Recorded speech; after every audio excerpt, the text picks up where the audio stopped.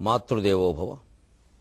ఏ జన్మంబున నెట్టి పువ్వులను నిన్నే రీతి పూజించదేను, ఈ జన్మంబున నీదునంకమున నేనిన్నేండ్లు పారాడితిన్.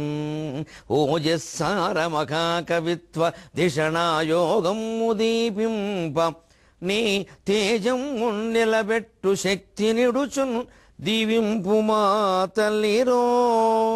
నీ తేజము నిలబెట్టు శక్తి నిడుచున్ దీవింపు మా తల్లిరో.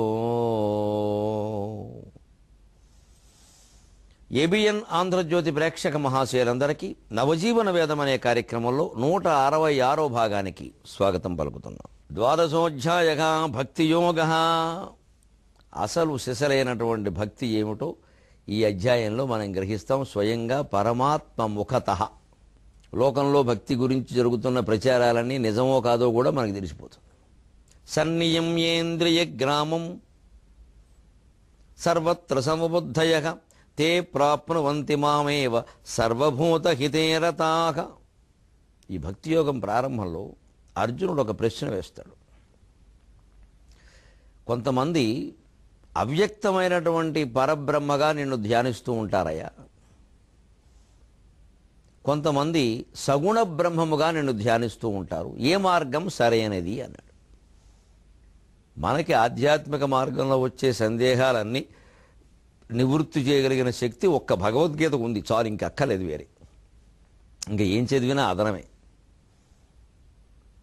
భగవద్గీత అన్నిటికీ సమాధానాలు చెబుతుంది. భారతీయులందరికీ ఒక కరదీపిక, ఒక మార్గదర్శిని లాంటిది ఈ భగవద్గీత. అందుకే ఈ నూతన జీవితంలో ఉండే అన్ని ఆందోళనలు తొలగిపోయి యువతరం అంతా ఆనందంగా ఉండడానికి మనం భగవద్గీతను తీసుకున్నాం 166 భాగాలుగా. ఇప్పటికి 166 శ్లోకాలు సుమారుగా చెప్పుకున్నాం. అదే పరమాత్మ చెబుతున్నాడు ఇక్కడ, అర్జున, సగుణం నిర్గుణం అని విభాగాలు చేయవలసిన అవసరం ఏం లేదయ్యా. నిజానికి ఆరాధించవలసింది నిర్గుణ పరబ్రహ్మాన్నే, అందులో సందేహం లేదు. భగవంతుడికి రూపం ఏమిటి? ఆయన రూపం కానిదేముంది? ఒక రూపం అంటూ ప్రత్యేకించి ఏర్పరిచాక మిగిలినవి కాదనే భావన వస్తే ద్వేషభావాలు పెరుగుతాయి తప్ప దీనివల్ల ప్రయోజనం కలగదు. మనం చూస్తూనే ఉన్నాం. అవశేషములు మిగిలినవి అవగాహనలంతరించే అహమను గుహలో భవరోగి మూల్గుచుండగా, అహమను గుహలో భవరోగి మూల్గుచుండగా శివదర్శనమౌనే సత్తు చిత్తనినంతన్. ఏ మతం వారికి ఎప్పుడూ భగవంతుడు కనిపించే అవకాశమే లేదండి ఈ సంకుచిత భావాలు ఉన్నంతకాలం. ఈ చిహ్నాలు ముఖ్యం, మూర్తులు ముఖ్యం, రూపాలు ముఖ్యం, ఈ తీర్థాలు ముఖ్యం, యాత్రలు ముఖ్యం అన్నంతకాలం అంతే. ఇది ఇంకా అసలు సంకుచితత్వం పెరిగిపోతుంది. ఇది ముఖ్యం అని ఎప్పుడైతే అన్నావో ఇంకోటి ముఖ్యం, వెంటనే దెబ్బలాట ఖాయం. మాది ముఖ్యం కాదా? మీ ఊరు కాబట్టి ముఖ్యమా? మా ఊరు కాదా? ఏ ఊరికి ఆ ఊరికే ఎవరి అభిమానం వారికి. ఇది పోవడానికే పరమాత్మ చెప్పినది. భక్తి అంటే ఇది కాదండి. సన్నియం ఏంద్రియ గ్రామం. సగుణం నిర్గుణం అనేది పక్కనెట్టే అర్జున, అది పెద్ద విషయం కాదు. ఏదో ఒక రూపంలో ఉన్నవాడు రూపం లేకపోతే ఆరాధన చెయ్యలేడు కాబట్టి నేను అవతారం ఎత్తిన రూపాలు ఆరాధించుకోండి అంటే ఇక వాటిని పట్టుకుని వెళ్ళాడు అందరితోనూ తగాదా పెట్టుకుంటే అలాగా. ముందు ఇంద్రియాలను నిగ్రహించుకోవడం చాలా ముఖ్యం. ఇంద్రియాలను నిగ్రహించుకుంటే మనం అనుకున్న మతపరమైన తీవ్రవాద ఉద్యమాలు ఏవైనా వస్తాయా? ఎక్కడైనా అవకాశం ఉందా? ఏవో కొన్ని మతాల్లో కొన్ని మంచి లక్షణాలు చెబుతారు. ఈ లక్షణాలు లేని వాళ్ళంతా కాఫీర్లు, వాళ్ళు ఉన్నా పోయినా ఒకటే అంటే అయితే వాళ్ళందరినీ చంపడమే మనకి జిహాద్ అంటే మూర్ఖత్వం ఇంకేదైనా ఉందా? ఆ మంచి లక్షణాలు మీరు కలిగి ఉండాలి, అందరిలోనూ వచ్చేలా చేయాలి. కానీ అవి లేవు అని మీరు అనుకునే వాళ్ళందరినీ చంపేస్తే వాళ్ళు అలాగే అనుకుంటే ఏమైపోతుందండి? ఎక్కడికి పోతున్నాం మనం? ఇదే కదా చెప్పింది. ఇంద్రియ నిగ్రహం లేని వాళ్ళు ఇతరుల్ని పవిత్ర యుద్ధం పేరు మీద చంపుతామని బయలుదేరే వాళ్ళు అసలు భక్తులు ఎలా అవుతారండి? అది మతం ఎలా అవుతుంది? ఏ భగవంతుడు దాన్ని సమర్థిస్తాడు? ఇంద్రియ నిగ్రహమే గొప్ప భక్తి. సర్వత్ర సమబుద్ధయగా, అందరి యందు సమానమైన బుద్ధి కలిగిన వాడు. అదేనా అన్వయించుకోండి. అందరి యందు సమాన బుద్ధి అంటే అర్థం ఏమిటండి? ఎక్కడికక్కడ ఏ నిబంధనలు ఉంటే వాటిని పాటించడం. అది మళ్ళీ మన ప్రత్యేకత కోరుకోవడం. నేను అలాగైతే కుదరదండి, మాకు మీరు నిబంధన సడ. ఒక దేవాలయానికి మనం వెళ్ళాం, ఏమంటే అక్కడ చొక్కా తీసేయండి అన్నారు. తీసేయవలసిందే. మనం ఎంత ప్రముఖులమైనా సరే తీసేయవలసిందే. అక్కడ ఆచారాలు పాటించవలసిందే. అంతేగాని నాకు కుదరదండి మానే, లేకపోతే గుళ్ళకి వెళ్ళకు. అక్కడేదో కొన్ని పద్ధతుల వల్ల పెడతారంతే. మూఢాచారాలు వేరు, కానీ కొన్ని సంప్రదాయాలు ఉంటాయి. నిజానికి చొక్కా తీసేయమన్నది మంచిది, గుళ్ళలోకి అలా వెళ్ళకూడదు అసలు. ఎక్కడెక్కడో తిరిగి వస్తాడు, ఆ బట్టలతో గుళ్ళోకి వెళ్ళిపోతాడా? అందుకనే తీసేయమన్నారు. కొన్ని ఉంటాయి, కొన్ని పవిత్రతలు కొంతమందికి ఉంటాయి, మనం పాటించడమే దాన్ని. ఇది సర్వత్ర సమబుద్ధి. లేదు మనం వెళ్ళొద్దు. అలాగే ఎంత ప్రముఖులమైనా సరే, బాగా ప్రపంచంలో మనకు చాలా గౌరవం ఉండొచ్చు. నేను మొన్న ఎక్కడో ఎల్ఐసి కట్టడానికి వెళ్ళాను. ఓ 25 మంది ఉన్నారు క్యూలో. నా ఎల్ఐసి నేను కట్టుకుంటాను, దానికి నాకు అసిస్టెంట్ అవసరం లేదు. నేను 25 మందికి వెనకాల నిలబడ్డాను. ఈలోపు వరుసలో ఉన్న ముగ్గురు నన్ను గుర్తుపట్టి హడావుడి చేసేస్తున్నారు. ఇక్కడ మీరు ముందుకు వచ్చారు, మీరు నేను నిలబడతాను, మీరు కంగారు, మీరు ఓవర్ యాక్షన్ చేయకండి, మీరు నిలబడి. నేను ఖచ్చితంగా తిరస్కరించాను. ఈ 25 మంది తర్వాత నేను వచ్చాను. కట్టగలిగితే ఈ వరుసలో ఉండి కడతాను, లేకపోతే వెళ్ళిపోతాను. నాకు ఈ ప్రాధాన్యాలు అవసరం లేదు. చివరికి అక్కడ కట్టించుకునేవాళ్ళు లేచింది, నాకు మీరు బాగా అమ్మ, నేను చాలామందికి తెలుసునమ్మా, మీ ధర్మం మీరు చేయండి. మీ ధర్మం ఏమిటి? వరుస ప్రకారం చేయండి. నేనేం వికలాంగుండి కాదు, గర్భిణీని కాదు, అవకాశమే లేదు. అందుకే నాకేం ప్రాధాన్యాలు ఇవ్వక్కర. మీరు పోనీ కడుపుతో ఉన్నప్పుడు వస్తే ప్రాధాన్యం ఇవ్వండి. పోనీ వికలాంగుడు ఉంటే, ఓ ముసలాయన ఉంటే నాకేమి. ఇంతే సర్వత్ర సమబుద్ధి. నేను భగవద్గీత చదువుకున్నాను, నేను వీలైనంత వరకు ఆచరిస్తాను. నేను ఊరికే పుస్తకం చదువుకుని పారాయణ చేసుకునే రకం కాదు నేను. ఎప్పటికప్పుడు మనం చేస్తున్నామో లేకపోతే అందుకే నాకు దుఃఖం సమస్య లేదు. నా దగ్గరికి చేరే ధైర్యం లేదు దుఃఖానికి. నేను గర్వంగా చెబుతాను ఆ విషయం. బాధ, భయము, దుఃఖము నా దగ్గరికి చేరే ధైర్యం లేదు వాటికి. నా చేతుల్లో, నా హృదయంలో ఉంది భగవద్గీత. ఇలా ప్రతి యువకుడు, ప్రతి యువతి ఇలా నిర్ణయించుకుంటే అసలు మీ దగ్గరికి దుఃఖం వస్తుందండి? మనం అందరిలో కలిసిపోవడానికి మనకేం అభ్యంతరం? హాయిగా నిలబడతాం. పైగా జనం మాట్లాడుకుంటూ మన గురించి మాట్లాడుకుంటారు. పాపం వాళ్ళు ఆనందంగా ఉంది వింటుంటే. వాళ్ళు ఎవరు సామాన్య జనులు, మనం ఏం తెలియకుండా ఉందాం అక్కడ. అందుకే నేను సాధారణంగా బయటకు వెడితే ప్యాంటు చొక్కాని ఈ వేషం కనపడి అసలు నేను గుర్తుపట్టద్దు. పెట్టినా కానీ అది అనవసరం మనకి. ఏదో నమస్కారం బయటకు వచ్చాడు. లేకపోతే మా బొట్టుగాళ్ళని సొంత పనులు ఏవి చేసుకొని ఎవరు వాళ్ళ కార్లు వేసుకు వచ్చేస్తారు, వాళ్ళే పని చేస్తారు. తర్వాత రకరకాలు ఇంకొస్తాయి, ఇంక పరిణామాలు బాగుండవు అవి. ఇంకా అక్కడ వారి దగ్గర వేసి ఇంకొకరు బాధ కావడం, ఇంకొకరు ఇంకా దగ్గర అయ్యే ప్రయత్నం చేస్తారు. అక్కడ నుంచి ఇద్దరి మధ్య గొడవలు. దీనికి మనం జవాబు చెప్పాలి. ఇక్కడ ఎందుకు అసలు ఎవరు మొదటి వాళ్ళని చేరదీసేటప్పుడే జాగ్రత్తగా ఉంటే గొడవే లేదు అసలు. ఎందుకు చేరనీయాలి? మన పనులు మనం చేసుకుంటాం. ఏం మొహమాటం లేదు. ఆవిడ కూడా సంతకెళ్ళి సోమవారం ఆవిడ కూరలు ఆవిడ మోసుకు రావాలి కదా, నేను మోస్తాను. ఇంకెవరిని మోయను నేను. ఆవిడ మోయాలి లేదా నేను మోస్తాను. లేదా మరి అభిమానులు కబురు చేస్తే చాలామంది కారులో వచ్చి కూరలు తిని ఇంట్లో పెట్టేస్తారు, తర్వాత చాలా ఆశిస్తారు. అవన్నీ మనం చేయలేము. మా అబ్బాయి పెళ్ళండి, రండి, మా అబ్బాయి ఉపనయనం అండి, ఇవన్నీ పెడుతూ కూర్చొని ఇక చదవడం ఉండదు. ఇంకా ఇలాగే సాంగత్యం పెంచుకోకూడదు. సంఘ వర్జిత అని చెప్పాడు లేదా? సాంగత్యం తగ్గించుకో. తప్పనిసరైన సాంగత్యాలు తగ్గించుకోవడమే. అంటే నిర్వైర సర్వభూతేషు అంటే సర్వత్ర సమబుద్ధయ తే ప్రాప్నువంతి మామేవ సర్వభూత హితేరతాః. అందరి జీవుల యందు వాటి మేలు కోరే వాళ్ళే తే ప్రాప్నువంతి, వాళ్ళే నన్ను పొందుతారు. అందరి జీవుల మేలు కోరాలి అంటే చీమలు, దోమలు, కోతులు సహా వాళ్ళే. అంటే రమణ మహర్షి, తాజుద్దీన్ బాబా, నిసర్గదత్త మహారాజ్, జి కృష్ణమూర్తి గారు, ఒక మలయాళ స్వామి, ఎంతమంది మహానుభావులు ఉన్నారు. ఒక విద్యాప్రకాశ ఆనందగిరి స్వామి, ఎంతమంది ఉన్నారండి? సర్వభూత హితేరతాః సన్నియమ్యేంద్రియ గ్రామం సర్వత్ర సమబుద్ధయ తే ప్రాప్నువంతి మామేవ సర్వభూత హితేరతాః. వాళ్లే నన్ను పొందుతారు. ఎందుకని రమణ మహర్షి ఇంతమంది భక్తులు ఆయన కోసం ఎదురు చూస్తూ ఏదో హడావుడి చేస్తూ ఉంటే ఆయన ఏ పనిలో ఉండేవాడో తెలుసా? అందరూ ఇక్కడేదో ఆయన వస్తారు, మాట్లాడతారని దర్శనాల కోసం రకరకాల కానుకలు పట్టుకుని ఎదురు చూస్తూ ఉంటే ఆయన ఎక్కడో తోటలో పక్కనుండి ఒక కోతి, ఒక ఉడత, ఓ పిల్లో, ఏదో ఒక కుక్క అనుకుంటా, లేకపోతే ఆ మూడింటికి జీడిపప్పులు తినిపించేవాట. జీడిపప్పులు, బాదం పప్పులు భక్తులు తెచ్చినవి ఉంటాయి కదా, అక్కడ తినిపించు. ఆయన తినేవాడు కాదు. ఆయన తింటే అలా ఎందుకుంటాడు? ఆయన పెప్పళ్ళ బస్తాలు అయ్యేవాడు. ఇంకా అక్కడి నుంచి వేరే కోరికలన్నీ పుట్టేవి. అవి తినిపిస్తాడట ఆయన గొంతు కూర్చుని. లేదా మళ్ళీ వాడితో మాటలు, ఎరా ఈవేళ వాడు రాలేదు, ఎవరా కోతి, ఉడతాను పిల్లి వచ్చాడు, కోతి రాలే, వాడు రాలేదరా రాముడు, ఏదో మనుషులతో మాట్లాడినట్టే. ఇదండి, ఇది సర్వభూతహితత్వం, ఇది భక్తి, ఇది జ్ఞానం, ఇది వైరాగ్యం. అంత స్థాయి అక్కర్లేదు మనకి. మన బంధువుల్లోనే మనకి పరాయి వాళ్ళకి ఉండే గొడవలు పెట్టకుండా ఉంటే చాలు. వాళ్ళు మనవాళ్ళు కాదు, వీళ్ళు మనవాళ్ళు కాదు, శాఖాభేదాలు, కులభేదాలు, వర్గభేదాలు, ఆ పేదాధనికే భేదాలు, ఎన్ని భేదాలు పెట్టి కొట్టుకుంటున్నామండి. వీలైతే ఎదుటివాడి మీద ఏదో ఒక నేరం చెప్పుకుందామని ప్రశాంతంగా ఉండలేకపోతున్నామే. ఈ మాత్రపు జీవితానికి ఇన్ని అవసరమా? ఈ ఒక్క భక్తి మార్గం, భక్తి యోగంలో ఇంచుమించు మొదటి శ్లోకంలో మొదట్లో 4-5 ఇంట్లో వస్తుంది, 4వ శ్లోకం ఇది. 4 ఇంట్లో చెప్పిన భక్తి మార్గాన్ని మనం పట్టుకోగలిగితే, అందరు జీవులతోనూ మనం సమానం అనుకోగలిగితే, అందరు జీవుల యొక్క మేలు మనం కోరగలిగితే, చిన్న చిన్న విషయాల్లోనే ముందు సమానత్వాన్ని పాటించడం అలవాటు చేసుకుంటే, ప్రశాంతంగా అసలు మనం ఎవరో బయటపడకుండా ఆనందంగా లోపల భగవత్స్మరణ చేసుకుంటూ ఉండగలిగితే ఈ జీవితం అంతా ఆనందంగా ఉండదా? బతకడానికి ఏం కావాలండి? దుర్జుడు చెబుతున్నాడు, లేవో కానల కందమూల ఫలముల్. ఎందుకయ్యా మానవులు కోరికలు తీర్చుకుందుకు నాయకులను ఆశ్రయిస్తారు, ప్రభువులను ఆశ్రయిస్తారు, రకరకాల పూజలు చేస్తారు కోరికల కోసం. ఏముందయ్యా జీవితం అసలు? లేవో కానల కందమూల ఫలముల్, లేవో గుహల్ తోయముల్, లేవో ఏరుల పల్లవస్తరణముల్, లేవో ఆత్మలో లేవో నీవు విరక్తులన్మనుపజాలిన్ పొంది. సదా ఆత్మలో లేవో నీవు విరక్తులన్మనుపజాలిన్ పొంది. భూపాలురన్ సేవల్ జేయగబోదురేలొక జనుల్ శ్రీకాళహస్తీశ్వర. ఈ కాళహస్తి శతకం మొత్తం అండి హైదరాబాదులో పావని సేవా సమితి వారు వల్లపురెడ్డి బుచ్చారెడ్డి గారిని మంచి పండితుల చేత వ్యాఖ్యానం రాయించి వేశారు. దొరుకుతున్నాయి విశాలాంధ్రలోను, నవోదయాలోను, ఇతర ప్రముఖ పుస్తక విక్రయ కేంద్రాల్లో దొరుకుతున్నాయి. వల్లపురెడ్డి బుచ్చారెడ్డి గారిని నాకు చాలా ఇష్టం. ఆయనంటే మంచి వ్యాఖ్యానం రాశారు ఈ పద్యాలకి.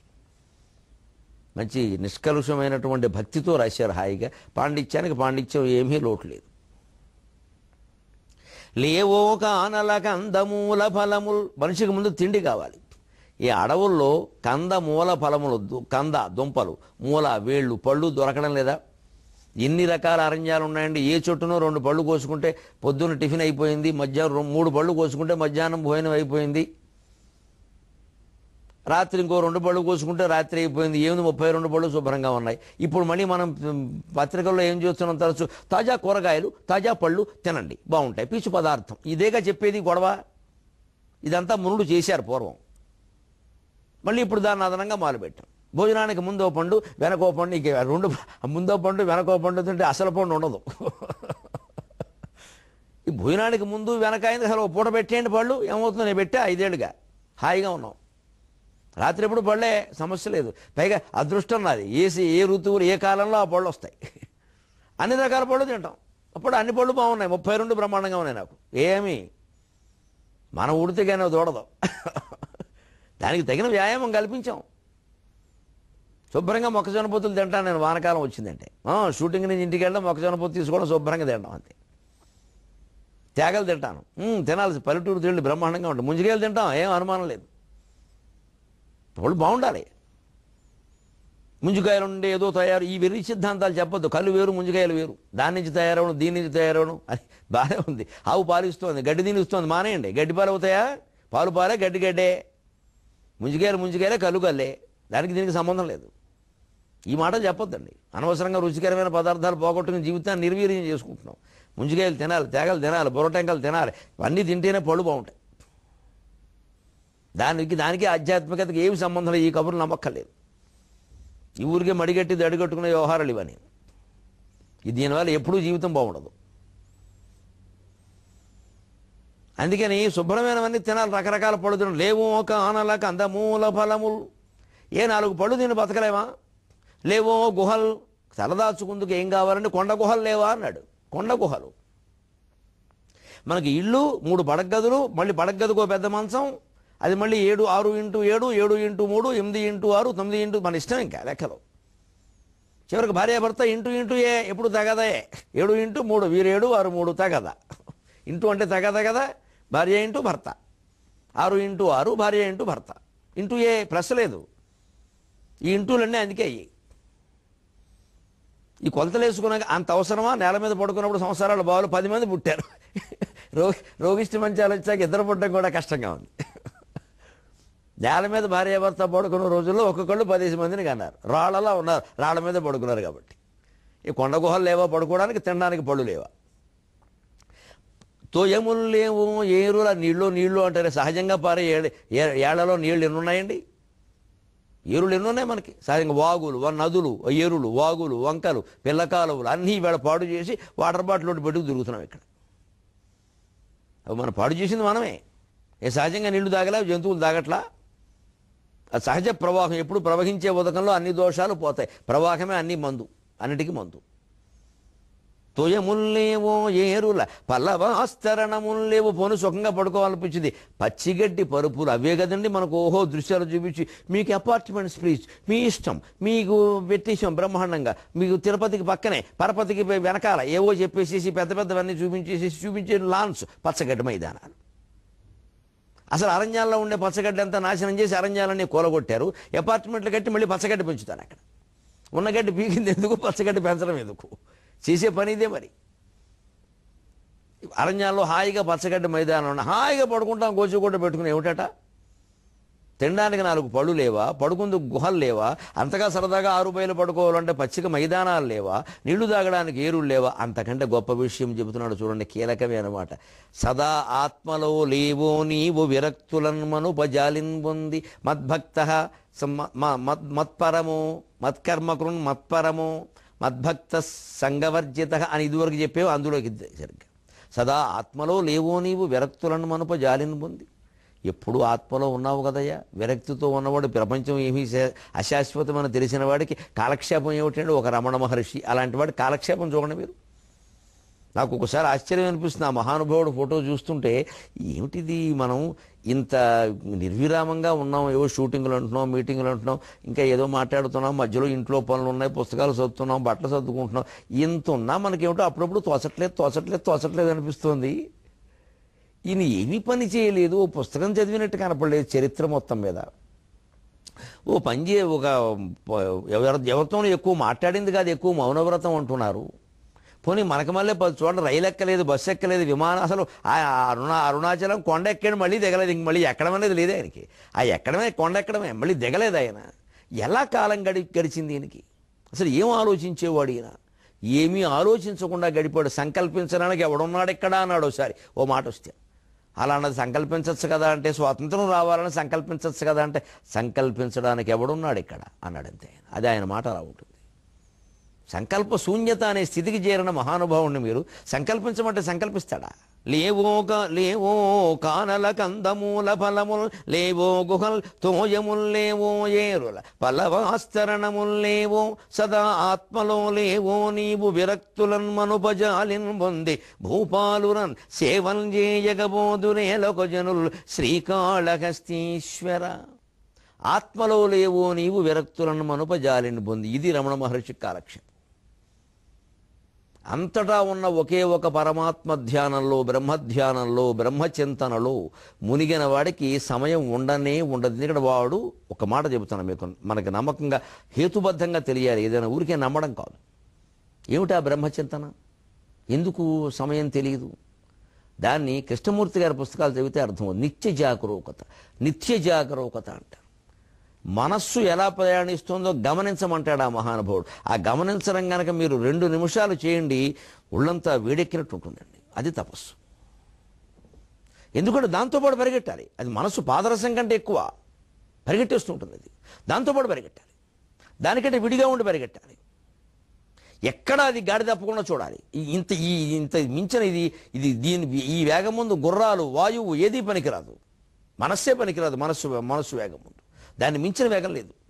అందుకే వాయువేగం, అశ్వవేగం, అన్నిటికంటే బాణవేగం, అన్నిటికంటే మనోవేగమే గొప్పది. మనోజవం అన్నారు. అందుకే తర్వాతే మారుత తుల్య వేగం. హనుమంతుడిది మనోజవం అన్నారు. ఆ మనస్సును మించిన వేగం, అంత వేగంగా వెళ్ళేదాన్ని గమనిస్తూ ఉండమంటే ఇంక కాలక్షేపానికి లోటు ఎక్కడ ఉందండి? నిద్ర పడితే తప్ప. అప్పుడు ఆ పట్టే నిద్ర ధ్యాన మార్గంలో ఉండే వాళ్ళకి అర్థమవుతుంది. ఆ పట్టే నిద్ర రోజుకి 3 గంటలైనా చాలు, ఎక్కువ అక్కర్లా. 10ంటికి పడుకుని 6 వరకు 8 గంటలు పడుకోక్కర్లేదు. ఇంకా మళ్ళీ రాత్రి కొద్దిసేపు నిద్ర పట్టలేదు, ఇంకో అరగంట సాగదీయడం, అలారం ఏమో లేవకుండా స్నూజ్ అని కొట్టడం, ఇంకో అరగంట. ఎందుకంటే మధ్యలో ఎక్కడో 1 గంట ఇబ్బంది. ఇవన్నీ పెట్టుకుంటే ఇంకంతే, ఇంక నిద్రపోవడం సరిపోతుంది. ఆ నిత్య జాగరూకత బ్రహ్మచింతన అంటే మనస్సు ఎక్కడ ఏది ఆలోచించకుండా ఉండాలి అంటే మనస్సును మనం గమనించడం మొదలుపెట్టాలి. గమనించడం ఆపామంటే ఏదో ఆలోచిస్తుంది. అందులోకి మనం లాక్కెళ్ళిపోతుంది. అది మనని లాక్కెళ్లకుండా దాన్ని మన వైపు లాక్కు రాగడం, ఇదే నిత్య జాగరూకత. ఈ నిత్య జాగరూకతలో ఉన్నవాడు ఖాళీ ఎక్కడుందండి అసలు?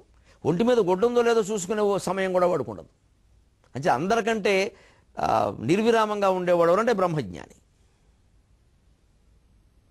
అందుకని అలాంటి వాళ్ళే మీకు ఇంకా అలాంటి వాళ్ళు మన దేశంలో ఎలా ఉండేవారు. ఎందుకు ఈ పద్యంలో ఎలాంటివి చెబుతున్నాయంటే, కాశీఖండంలో వ్యాసుడికి కొద్ది రోజులు తిండి దొరక్కపోయేసరికి కాశీనగరం మీద కోపం వచ్చి శపిస్తాడు. అప్పుడు అమ్మవారు పిలిచి భోజనం పెట్టి కడుపు నిండా పెట్టాక అప్పుడు మొదలు పెడుతుంది రేవు. అమ్మ పెట్టే 4 పెడితే గానని అప్పుడు అన్నపూర్ణాదేవి జ్ఞానోపదేశం మొదలెడుతుంది. ఆవిడ అంటుంది, ఏమయ్యా నీకు 2 పూట్ల అన్నం దొరక్కపోయేసరికి కాశీ మీద కోపం వచ్చేసిందా అంటే, నీ అన్నం ఒకటే ముఖ్యం అన్నమాట. ఆకంఠంబుగా కాశికాపురిని భిక్షాన్నంబు భక్షింపగా లేకుండన్ కడునంగలర్చదవు మేలే లెస్స శాంతుండవే నీకంటన్మతిహీనులే కటకట నీవారముష్టింపచుల్ శాకాహారులు కందభోజులు శిలుంఛ ప్రక్రములు తాపసులు. ఈ లేవో కానల కందమూల ఫలములు అన్నదానికి ఉదాహరణగా ఎన్ని రకాల జీవులు జనులు మహర్షులు ఉండేవారో చెబుతున్నాడు అక్కడ. నీకు కాస్త ఏదో భిక్షాన్నం దొరకపోయేసరికి ఇంత కోపం వచ్చింది కదా అంటే, నాకు అర్థం కాదు అబ్బాయి. నివార ముష్టింపొచులు శాకాహారులు కందభోజులు శిలోంచ ప్రక్రములు అయిన తాపసులు నీకంటే మతి లేని వాళ్ళందరూ ఎందుకు శపించలేదయ్యా భూమండలాన్ని? వ్యాసుడు ఆశ్చర్యపోయే విధంగా. ఎవరు వీళ్ళు? నీవారం ముష్టింపొచులు, నివ్వరి ధాన్యాన్ని గుప్పెడు తెచ్చి వండుకుని తినేవారు. నీవారం అంటే నివ్వరి ధాన్యం, ముష్టి అంటే ఈ గుప్పెడు, పచ అంటే వండుకోవడం, పాచకత్వం. అక్కడో అది కూడా ఎలాగా, రైతులు కోసుకుని వెళ్ళిపోయాక కింద పడిపోతే అదో గుప్పెడు ఏరుకుని అందులో మళ్ళీ పొల్లు తీసేసి ఆ బియ్యం వండుకుని ఆ 2 గుప్పెళ్ళు మెతుకులు 2 ముద్దలు తిని ఉండేవాళ్ళు. ఏం వెర్రివాళ్ళ? అలా ఉండేవాళ్ళు కొంతమంది. నివార ముష్టింపొచులు. శాకాహారులు కేవలం తోటకూర గోంగూర లాంటి ఆకుకూరలు పచ్చివి తిని బతికేవాళ్ళు. కందభోజులు దుంపలు, చిలకడ దుంపలు లాంటివి నేలలో పండినవి, వాళ్ళ విధానం వాళ్ళది, అవి మాత్రమే తినేవాళ్ళు. కడుక్కునవి తింటారు, మళ్ళీ ఉడకబెడితే పొయ్యి కావాలి, పొయ్యి ఉంటే మళ్ళీ పెనం, అందులో మళ్ళీ స్టిక్ నాన్ స్టిక్ అని 2 ఉంటాయి. ఎందుకు వచ్చిన గొడవ ఇదంతా? అసలు పచ్చి తినడమే అలాగా. శాకాహారులు కందభోజులు. ఆ పైన శిలోంచ ప్రక్రమం, ఇది మరీ దారుణమైన పని అండి. రైతులు ధాన్యాన్ని బల్లకొట్టు కొట్టడానికి కూడా పూర్వం కుప్పనూర్చడం, అంతకంటే ముందు బల్లకొట్టు కొట్టేవారు. బల్లకొట్టు కంటే పూర్వం ఈ పొలాల్లోనే రాతి దిమ్మల్లా ఉంటే ఆ రాతి మీద కొట్టేవారు. ఈ బల్లలు అక్కడికి చేరేసే విధానం కూడా లేదుగా అప్పట్లో. రాతి మీద కొట్టేవారు. కొట్టి వాళ్ళ ధాన్యపు గింజలు వాళ్ళు పట్టుకెళ్ళిపోయాక ఆ రాతి మీద చేలోను మిగిలిన గింజలు ఏరుకుని తినడమే ఉంచ వృత్తి. దీంట్లో మళ్ళీ చేలో ఏరుకుంటే పరిగెలు ఏరుకోవడం అంటారు, గింజలు ఏరుకుంటే ఉంచె వృత్తి అంటారు. శిలోంచ ప్రక్రములు. ఆ రాతి మీద ఉన్న గింజలు ఏరుకోవడం వేరు, చేలో ఉన్న గింజలు ఏరడం వేరు. దాని వృత్తి వేరు, దీని వృత్తి వేరు. అలా రాళ్ల మీద గింజలు ఏరుకుని తినేవాళ్ళు ఉన్నారు. ఇంతమంది ఉన్నారండి. వీళ్ళందరూ ఎందుకు ఈ పనులు చేశారో ఆలోచించండి. వాళ్ళ చరిత్రలు మనం పుస్తకాల్లో పురాణాల్లో చదువుతూ ఉంటే ఒక మహర్షి గారు ఉండేవారు, వాలకిల్యాదులను ఉండేవారమ్మ, కేవలం గాలి పీల్చి బతికేవారట. అలాగా చెట్టు కొమ్మలకు అలా తలకిందుగా వేలాడేవారట. వాళ్ళు నైమిషారణ్యంలో ఇప్పటికీ ఉందొక మర్రి చెట్టు, ఆ చెట్టు కొమ్మ కొన్నారటంటే మనం ఏం చేస్తాం? అలాంటి బతకాలను ఆశించడం మానేసి, కనీసం మన ఆశలు తగ్గించుకోవడం మానేసి, మన కోరికలు తగ్గించుకోవడం మానేసి, అయ్యో వాళ్ళు అలా బతికారంటే మనం ఎలా బతకాలని ఆలోచించడం మానేసి, వాళ్ళు ఏ చెట్టు దగ్గర వేలాడేవారో కనుక్కుని ఇప్పుడు వాళ్ళు అక్కడ లేకపోయినా సరే మనం ఆ చెట్టు దగ్గరికి వెళ్ళి రవికల గుడ్డలు వేలాడేస్తాం. నమస్కారం, జాతికి నమస్కారం. తోరణాలు కడతాం అక్కడ, ఇక్కడే వేలాడేస్తాం. మనం కూడా వేలాడేద్దాం, ఓ తోరణం కట్టేద్దాం, పుణ్యం వస్తుంది అంతే. ఈ పుణ్యం దేనికి? మన పిల్లల ఉద్యోగాలు, మన పిల్లల అమెరికాలు, మన పిల్లల ఆస్ట్రేలియా, మన పిల్లల ఇంజనీర్లు, మన పిల్లల డాక్టర్లు, మన పిల్లల పెళ్ళిళ్ళు, వాళ్ళకి మళ్ళీ డబ్బున్న సంతానం. మనం వింటున్న కథ ఏమిటి? ఆ కథను మనం ఎలా వినియోగించుకుంటున్నాం? వాలకిల్యాదుల గురించి వినడానికి మనకుండే యోగ్యత ఏంటి? అసలు తలకిందులుగా వేలాడతారా గబ్బిలాల్లాగా? ఊపిరి తీసుకుని బతుకుతారా? ఇంకేం లేదా వాళ్ళకి? మనం అలాగే బతుకుతున్నావా? అంత ఘోరంగా బతకక్కల. కనీసం ఏమంటే ఫ్రిడ్జులు వాడడం మానేయలేమా? కొంపలు అంటుకుపోతాయి. 2 ఏసీ ఫ్రిడ్జులు, 3 ఏసీ ఫ్రిడ్జులు, ఇంత పెద్ద ఫ్రిడ్జులు తోసేయడం అందులోకి. ఖరీదైన బట్టలు మానేయలేమా? ఖరీదైన ఖర్చులు మానేయలేమా? అదంతా పేదవాళ్ళకి ఇవ్వలేమా? అసలు ఆలోచన రాదండి అది.